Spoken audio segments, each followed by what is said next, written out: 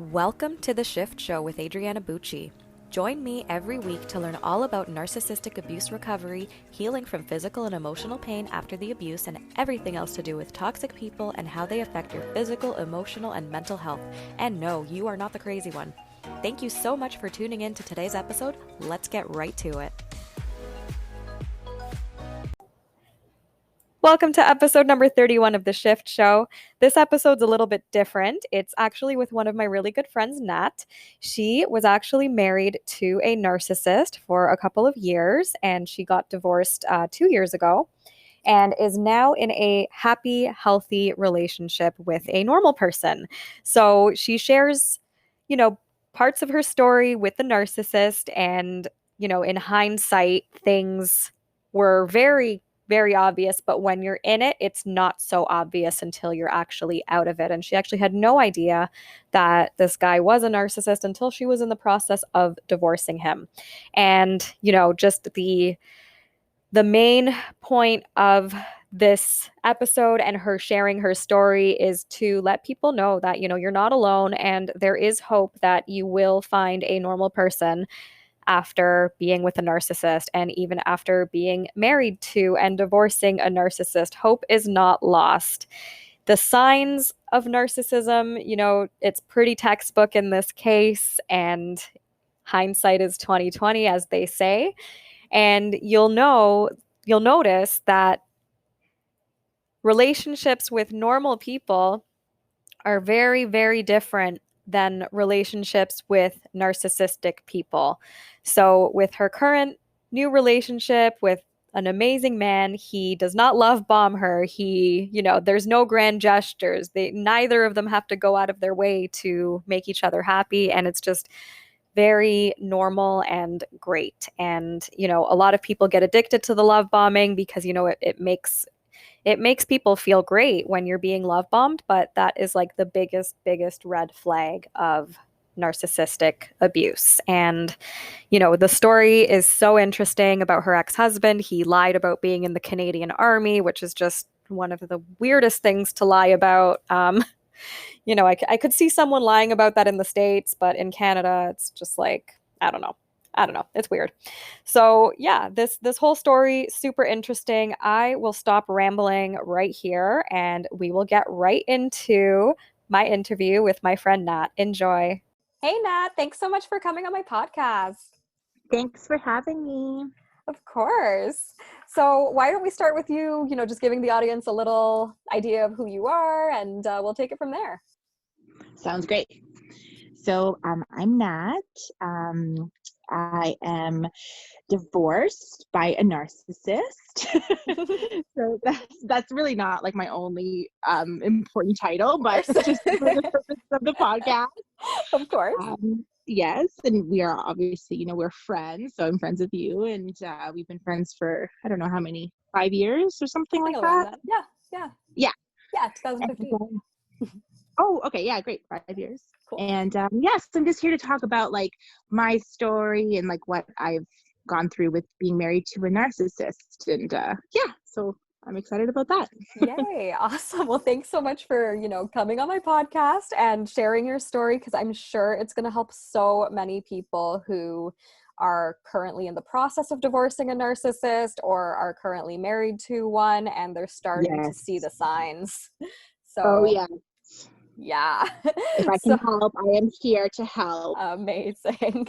The world needs this, honestly. It's an epidemic. Yes, exactly. It's a pandemic. It totally is. So tell us about that horrendous marriage that you were in. How did things start with him to begin with, and eventually go to shit, for lack of a better word? So the weirdest thing with my ex is that I didn't realize he was a narcissist himself until like we were in the process of being divorced, until we were separated. Mm-hmm. So I was blind the entire time. I did know that his mother was a narcissist, and that I got help with you to figure that out. Mm-hmm. Of course. by by telling me your story with your mom. Yeah. So, because I basically looked up that link and I was like, okay, my ex's mom is exactly all these things. And I was like, oh my God, this is crazy. And so it was only until I talked to like a therapist, like during my separation, where she was like, he's a narcissist too. And then I'm like, oh my gosh, this makes complete sense. And it's like as if someone just hit me over the head with something, because I never put that together. And it's Mhm. so clear. So I was able to like heal from the divorce so much better, because it made me understand what he was, and it made it easier for me to like close the book on what it was. I mean, the whole Right. thing was hard obviously to be with him, but it was so much easier to like not be with him, Yeah, obviously.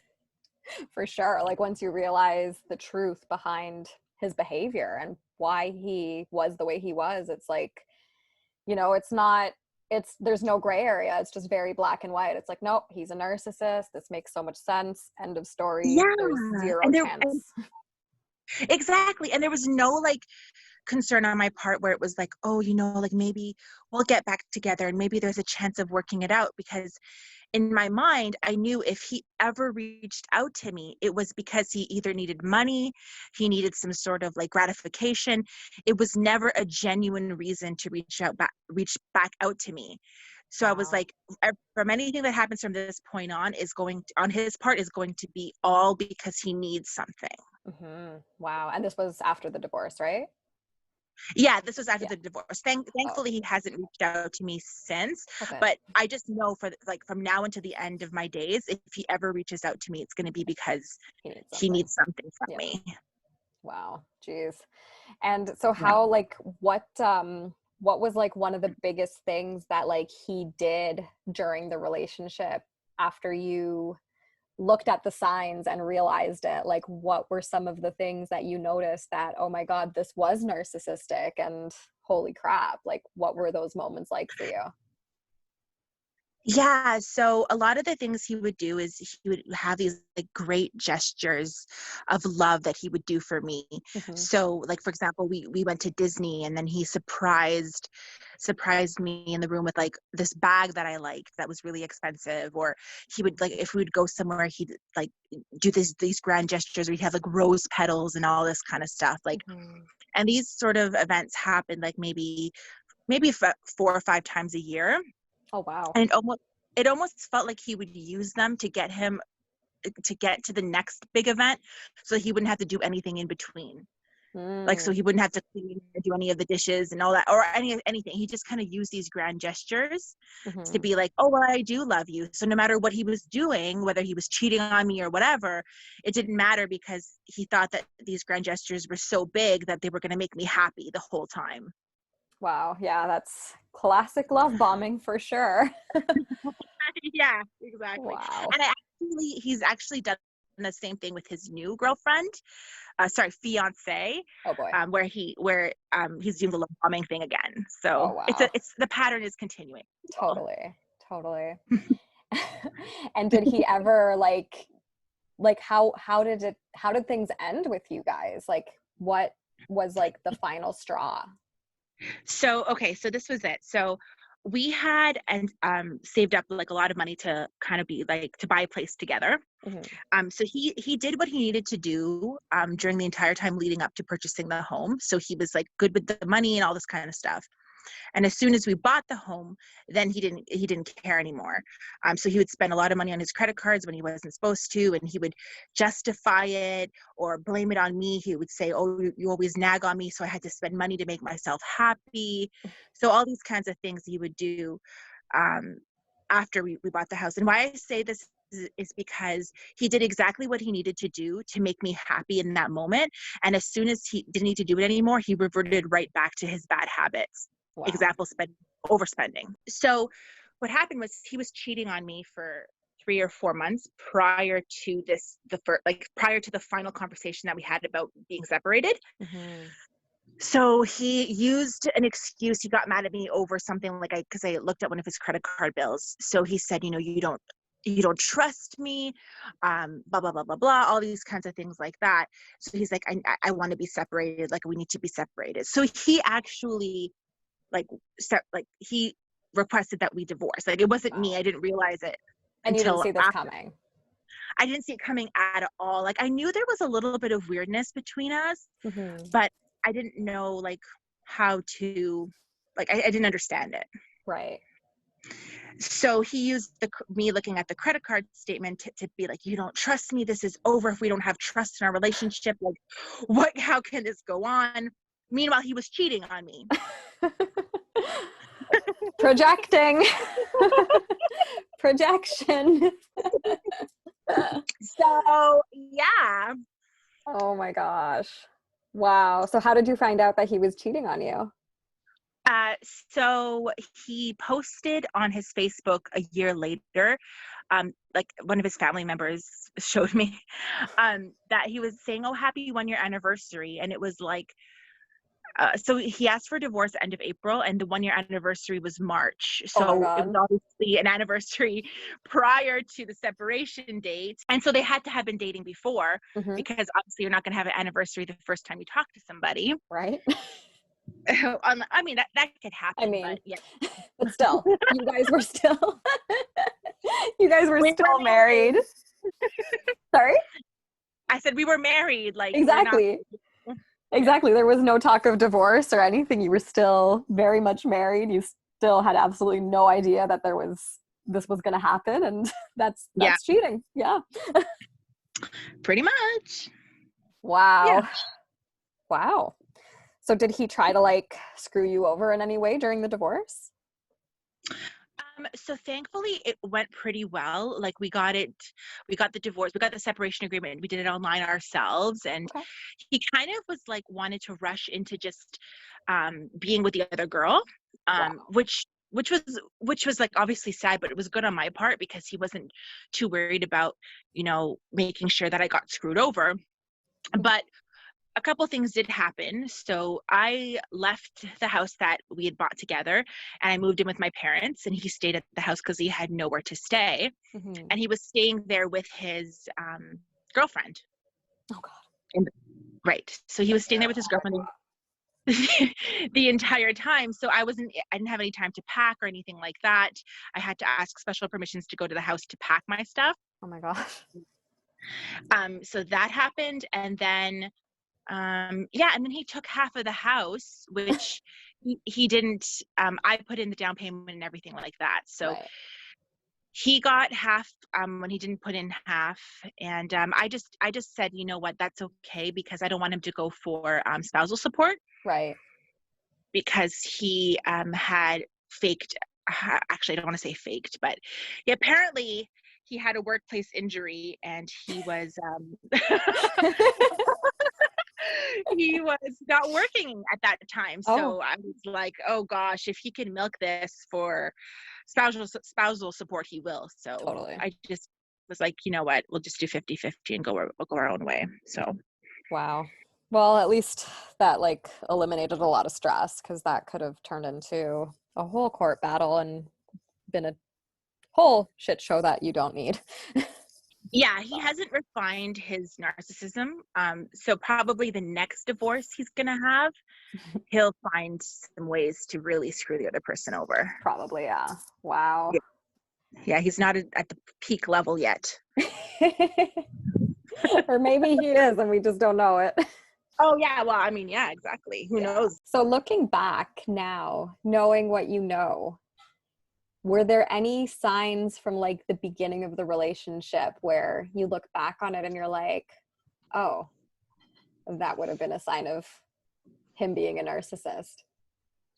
Yeah, definitely. So when we started dating, one of the first things he told me was that he was in the Canadian Army. Oh, So was he really? no, he was never Oh, in the Army, but he said he was, and that he was, that weekend when we first met, he said he was at the base camp. okay. And so I think he was with his ex-girlfriend as well, like when we Oh, first started. wow. Yeah. So he couldn't be contacted by his cell phone. And then he also said that like he hurt his knee during like one of the during like a fight or something, and he lost some of the members in his brigade. I'm not using the right terms, but he basically came up with this entire story that he was in the army and he lost some of his friends in the army. Wow. Yeah, it was this. And then he also said that he had his uniform in like a secret spot, and that he had a secret email address that the army would use to get him to go to secret missions and this craziness.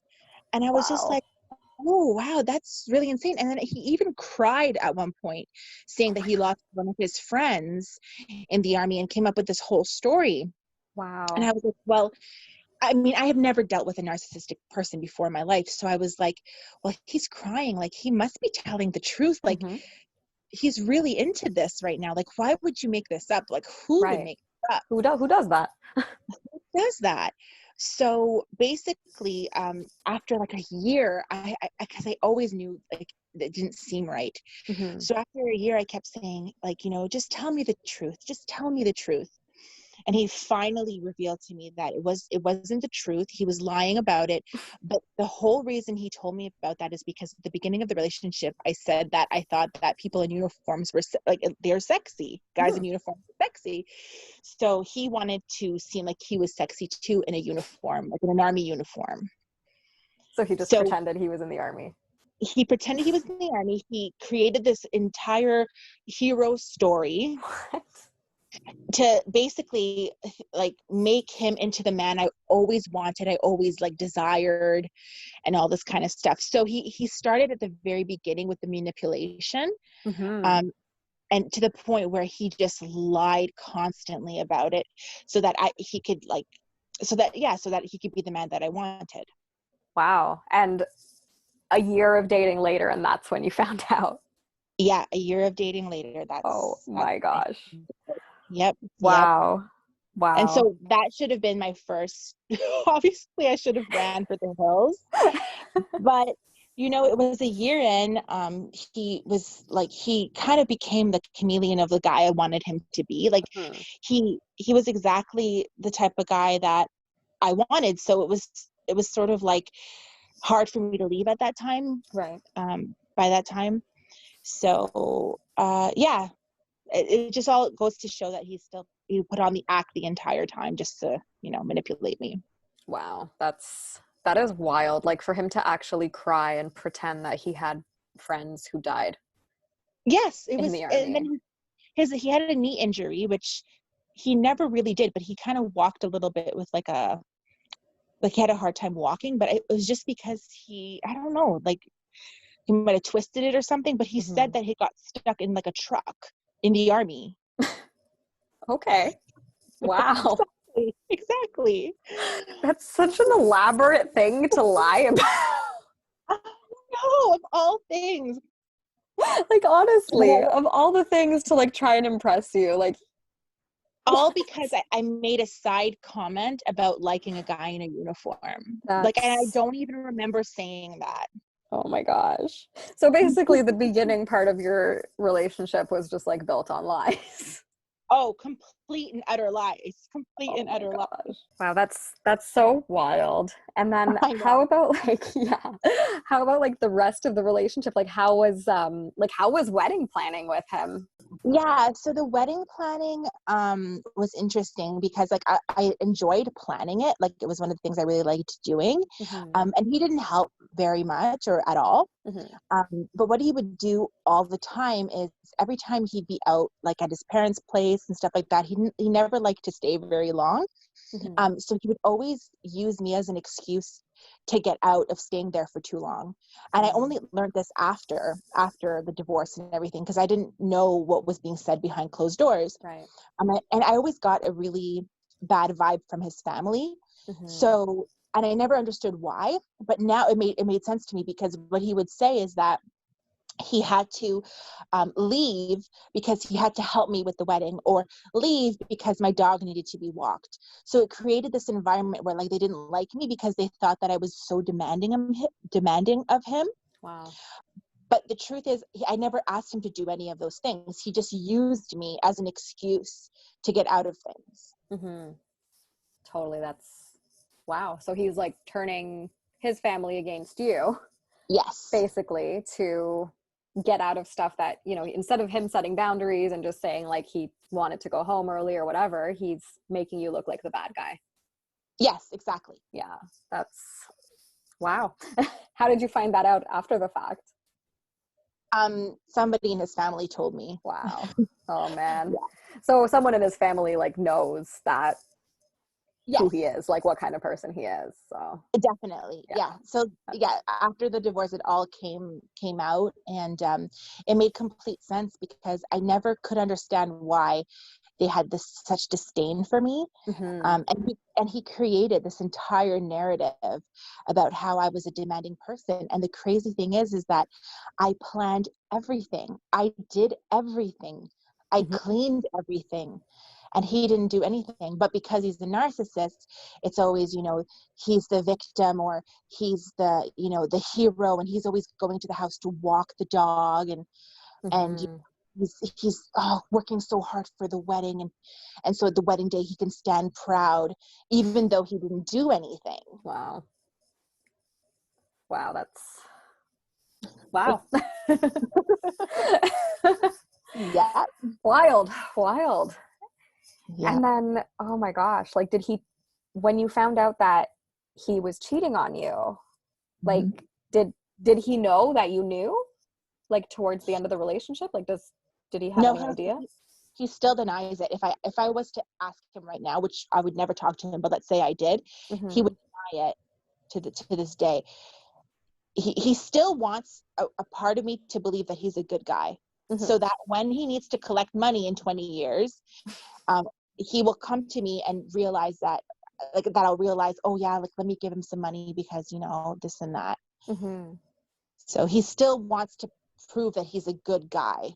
Wow, that's pretty textbook, like that's wild. And like yeah, with the cheating, like did you have any indication like before you got married, hindsight is 2020, that like he could be capable of cheating? Yeah, so before we got engaged, there was a time where, he kept telling me, like, oh, I just really want to feel desired. I don't feel desired. And this is like after the fact that I had been, I'm the main breadwinner because he's in between jobs. Mm-hmm. I'm doing all these things around the house because he's not doing anything.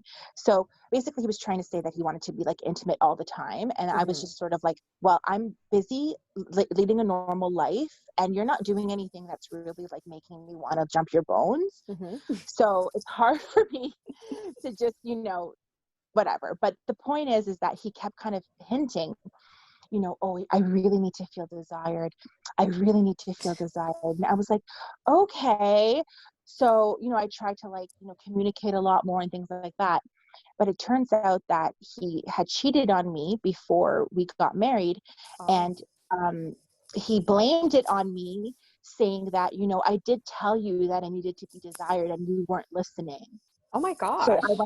I went ahead and like cheated, and it's because, I told you and I have needs. What on earth? So this was like before you guys got engaged? Yes. Holy And this crap. sounds crazy. Like, why did I marry this person? But I mean, he cast his spell on me. He was sorry for cheating on me. He said it would never happen again. Wow. He did just enough that he had to do to keep me going. And that was like, Wow. and every once in a while he would do like the love bombing stuff just to, put the icing on the cake. But Mm-hmm. yeah, he blamed Wow. me for cheating. Yeah. Yeah, so Yeah. that was totally your fault and not, like his dick just slipped into somebody. Yeah.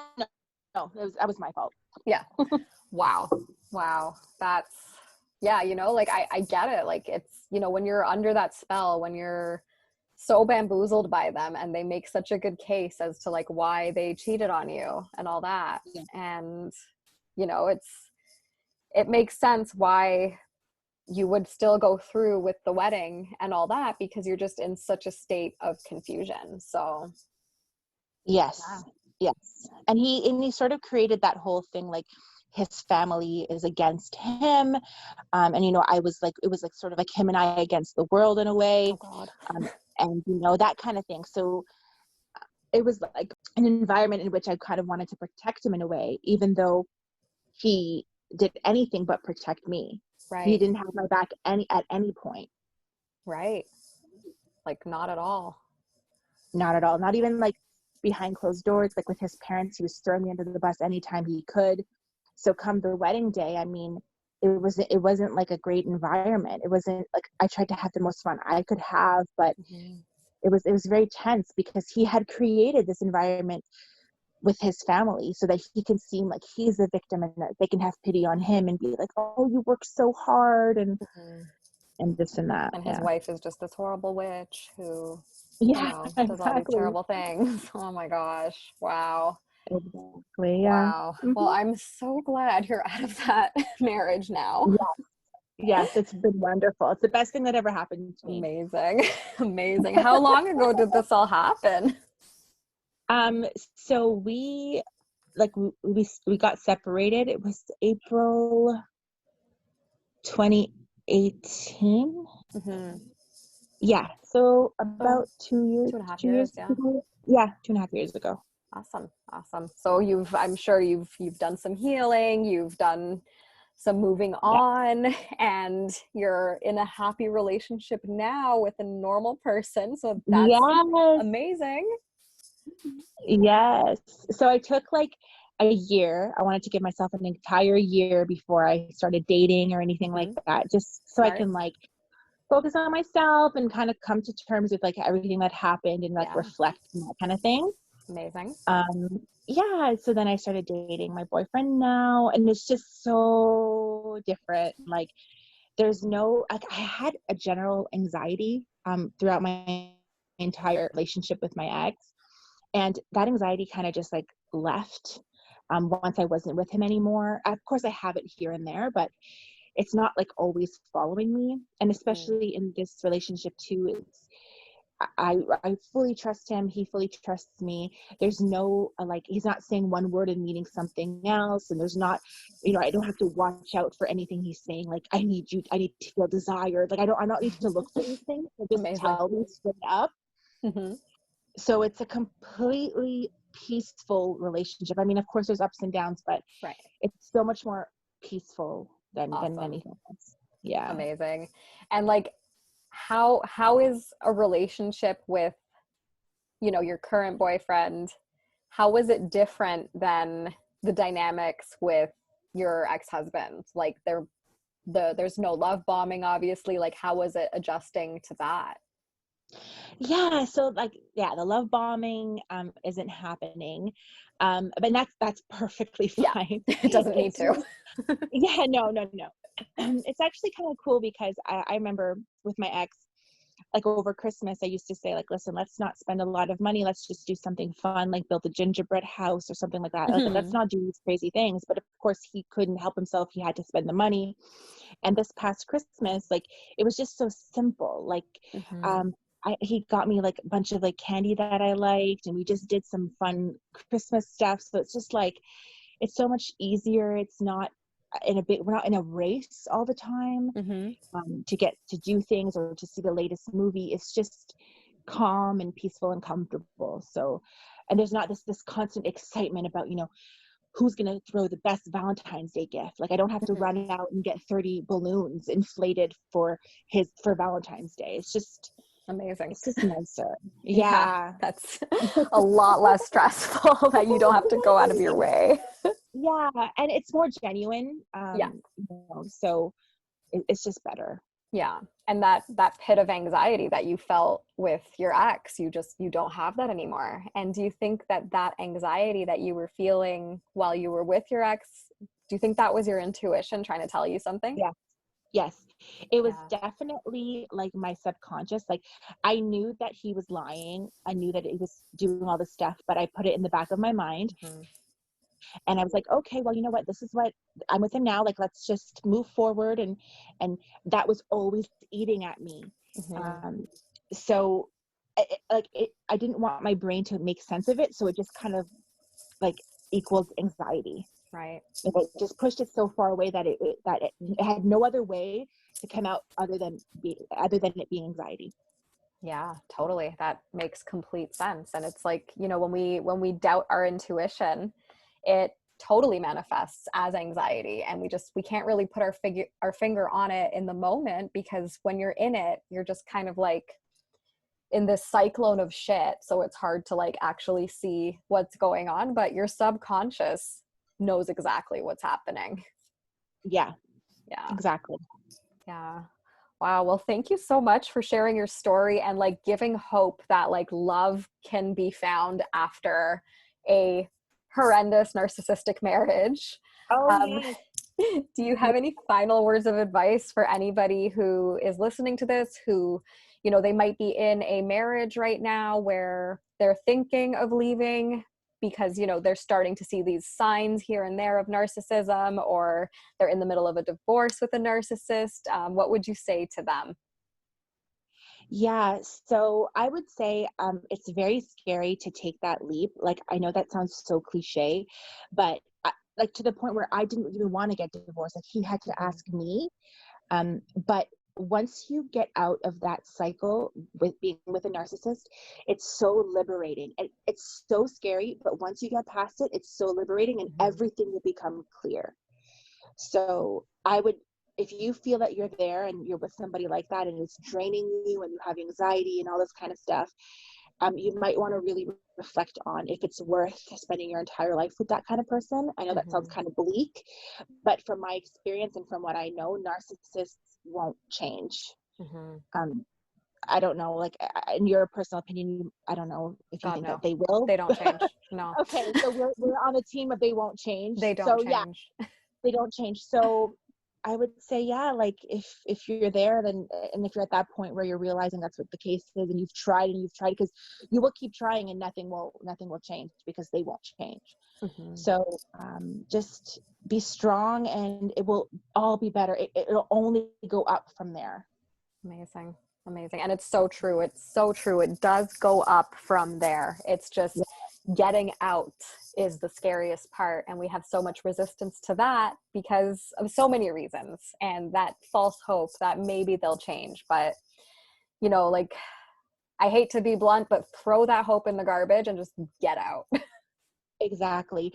And don't worry, like you can sell your place. You'll get a place of your own. It'll be cute. It'll be exactly how you want it. Like, don't worry, the things are just things, but your Hmm. time is so much more important. Yes.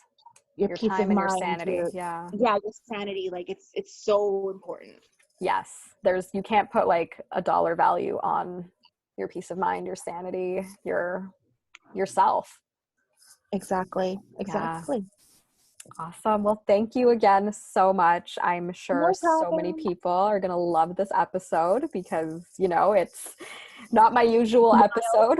And we're just literally stating the facts and you're sharing your experience. And I think that there's so much value in that. And yeah, thank you for coming on.